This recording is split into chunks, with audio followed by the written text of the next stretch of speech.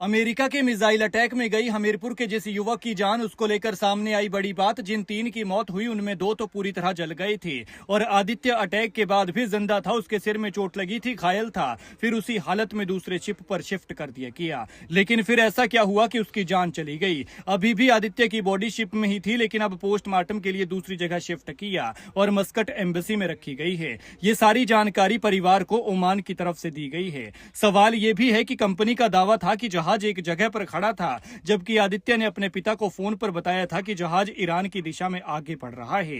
और अब वक्त ये आ गया है कि अच्छा भला बेटा जो फोन पर बात कर रहा था, परिवार उसके इंतजार में तड़प रहा है, लेकिन वो कब घर पहुंचेगा कुछ पता नहीं है। हमीरपुर के भालू गांव का 23 साल का आदित्य शर्मा मर्चेंट नेवी में कैडेट था।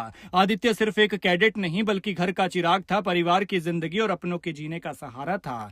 उसके जाने से पूरा परिवार बेसहारा हो गया है, तड़प रहा है। वो तो चला गया, लेकिन पीछे कई सवाल छोड़ गया कि आखिर उसके साथ शिप पर क्या हुआ, क्योंकि परिवार को कुछ भी क्लियर नहीं है। आदित्य के पिता राजेश शर्मा का कहना है कि उन्हें जानकारी मिली है कि आदित्य का शव अभी जहाज पर था और उसे पोस्टमार्टम के लिए अब दूसरे स्थान पर शिफ्ट किया जा रहा है। उन्होंने बताया कि हमें पता चला है कि मिसाइल के हमले में आदित्य के सिर पर गंभीर चोट लगी थी, जबकि बाकी 2 क्रू मेंबर पूरी तरह जल चुके थे।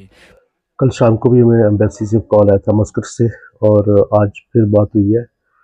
तो उन्होंने हमें डिटेल में बताया भी कि क्या क्या हुआ था। तो जो 3 कैजुअल्टी हुई हैं उनमें 2 बॉडीज तो 100% बर्न थी। तो उन्होंने कहा हम उनकी तो पिक्चर भी आपको शेयर नहीं कर सकते। और आदित्य का हेड में इंजरी हुई थी, उसके सिर में चोट लगी थी, और जब वो अलाइव था, जिंदा था, तो जो नियरेस्ट कार्गो प्लेन था, शिप था, उसको बुलाया, हेल्प के लिए बुलाया गया।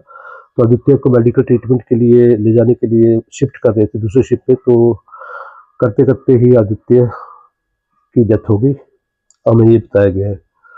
तो अभी उसकी बॉडी शाम तक मस्कट पहुंच रही है। तो अब सिविल वालों ने हमें बताया कि हम कोई फॉर्मेलिटीज़ें अपनी आधे घंटे में पूरी कर लेंगे, और जो एक फॉर्म वो हमें साइन कर लेके भेजेंगे, वो हमें उनको प्रोवाइड करना है।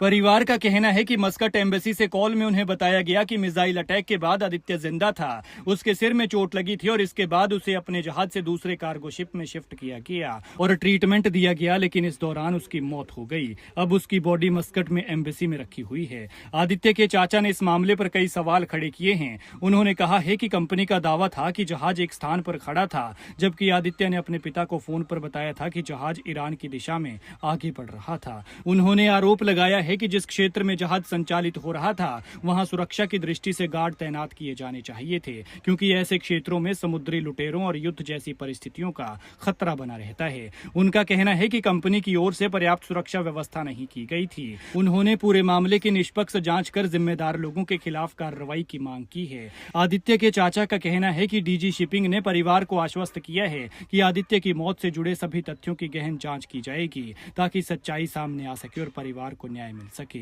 बता दें कि अमेरिका ईरान के बीच युद्ध में ओमान तट के पास अमेरिका ने एक जहाज पर मिसाइल से हमला किया था, जिसमें नादौन के भालू गांव के रहने वाले आदित्य समेत 3 भारतीयों की मौत हो गई। आदित्य शर्मा ने नवंबर 2025 में ही मर्चेंट नेवी ज्वाइन की थी।